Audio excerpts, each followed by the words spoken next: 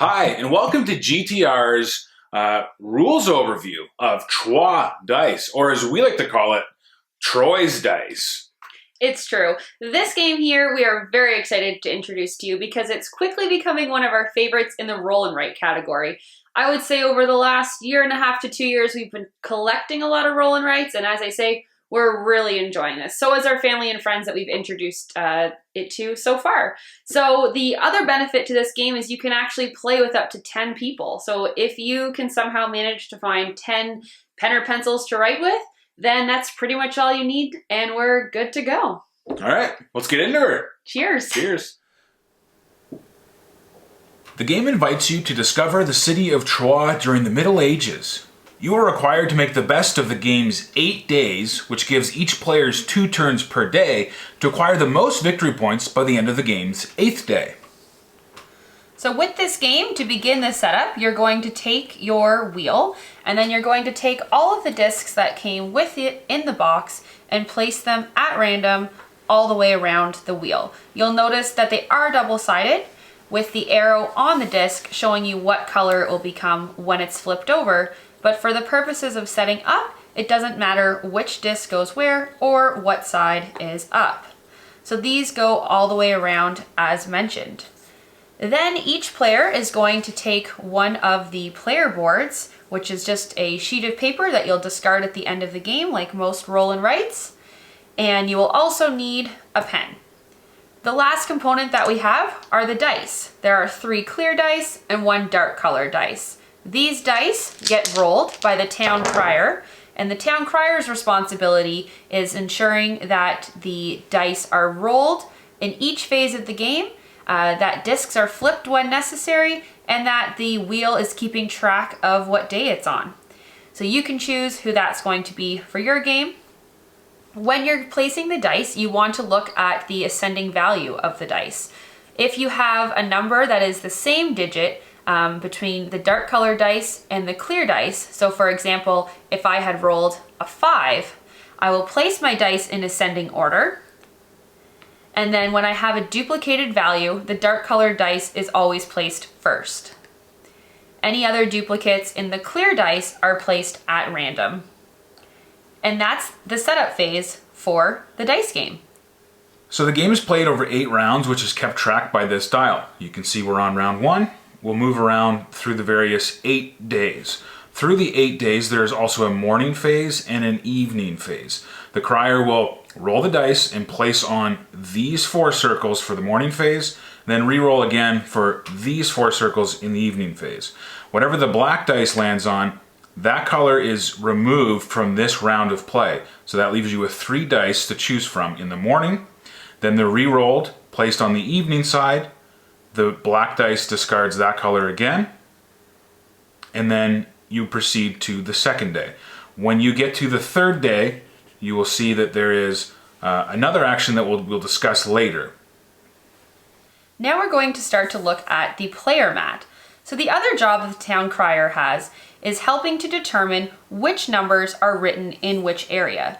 There are 3 different ways that you can do this.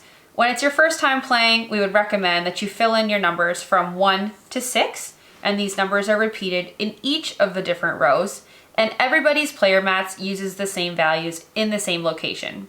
The second option you can do is the town crier would roll a dice, and whatever value is shown would be the number written in the first box. So in this situation, I would put a 6, and then I would restart and do 1, 2, 3, 4, 5, repeating the same numbers in all of the columns and rows. The third thing you can do is the town crier can choose at random which number goes where, as long as each value between 1 and 6 is used once, and that again, the same number is used within all of the columns. Once you have your numbers set up, you're ready to play. So let's start to look at the different actions that you can take with your dice. Everything in the top box and the red box is represented by the noble. There are 3 different things you can do in each of the boxes when you choose a dice value. The first symbol here is building a fortress. When you're building a fortress, that allows you to protect the number that you're building your fortress around, so that after day 3 in the game, whenever values are starting to be destroyed, the fortress protects your number from being destroyed. What will happen is if it is not protected by a fortress, you will have to take the number that correlates with the black dice, so in this case, a red 5, and you will put an X all through your red 5 box, thus not allowing you to ever build the buildings that are underneath that X in a future turn. If you've already built one of those buildings underneath your X, it is still there for the purpose of endgame scoring. When you're choosing to build a fortress, you will circle the number that you're building a fortress around. If I'm building a fortress using a 2 red, then I will circle the fortress building under the column of 2 red, receive the benefit that's inside of that building, which in this case is a red citizen, and that fortress is now protecting all of my 2s on the board, which is represented by the circle I just drew. Instead of doing a fortress, I can go on to the row below it. This row is simply going to continue to give me red citizens. So if I choose to take my red 2 and build this building, I would get 2 additional red citizens. Throughout the game, as you're circling different buildings, you want to watch for any added benefits or bonuses. So if later on I can build this building under the red 1, I not only get my 2 red citizens, but I will also get the bonus of 2 extra red citizens that are in between both of those buildings, since I've built on both the left and right side of it.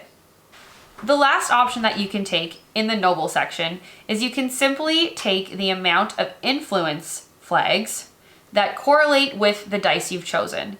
So instead of taking my red 2 to build a fortress like I showed you in this example, I could simply take 2 influence tokens, which we'll go over the benefit of influence tokens later on. Then moving down to the yellow section, our civil section, you also have 3 options here. The first type of building you can build simply give you different bonuses depending on what color of discs are underneath your dice in the current game phase. For example, if I decide that I want to take a yellow 5 right now, then the yellow 5 tells me that I can get 3 of these knowledge tokens for every white dice that is currently in the round. Right now, there's only 1 white dice because we're just looking in the morning phase that we're currently playing with. So I would circle this building to symbolize that I chose it within the game, and then I would take my 3 knowledge tokens. You always circle the tokens you're taking, and then they'll be crossed off when they're used later on.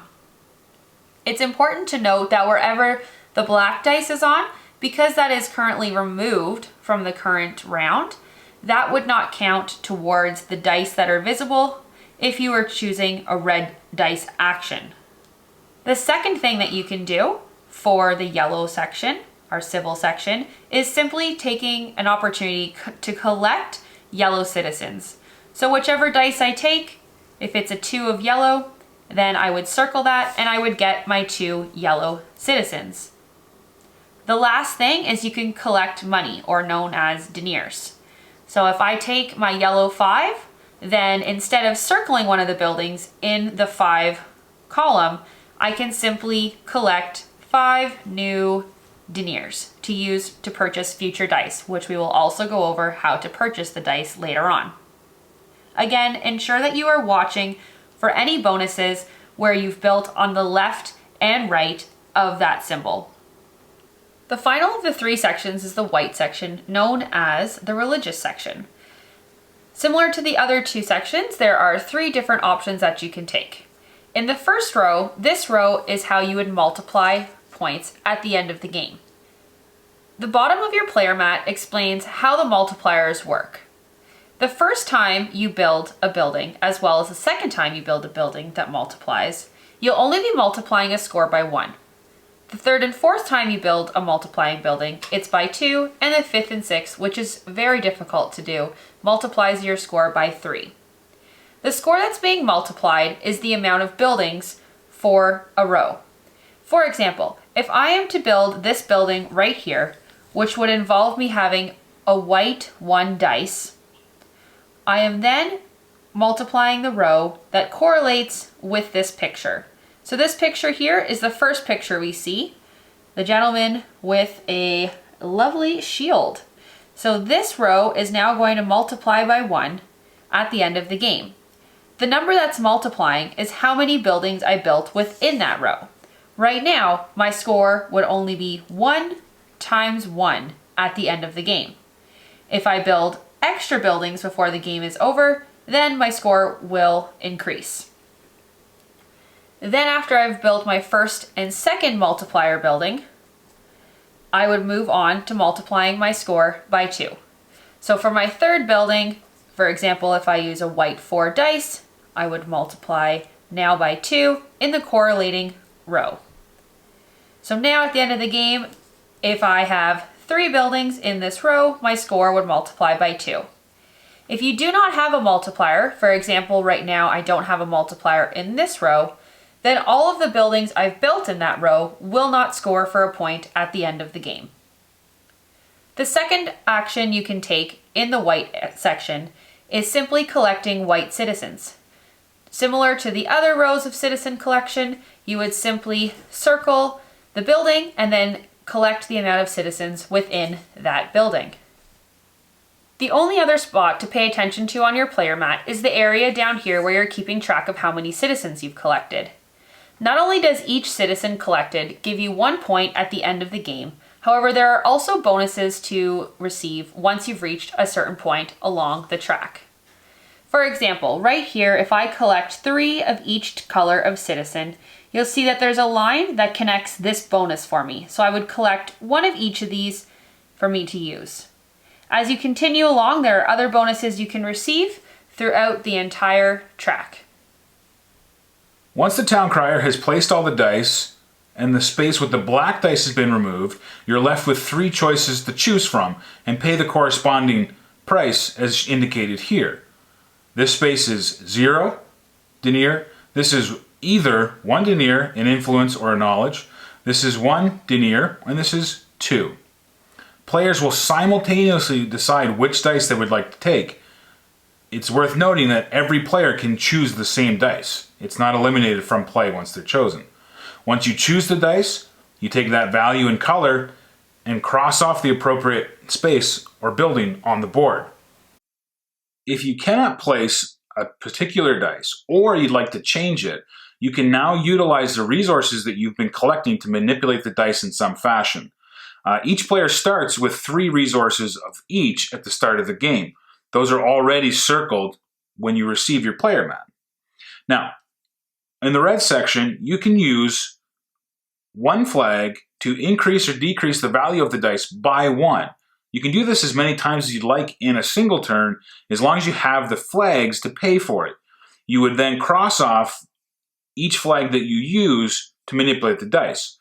In this case, if you like this red 2 to be a red 1, you could spend 1 flag from your resources to theoretically change that. Not for everyone, just for yourself. And then you would go and circle off one of the buildings in the red space.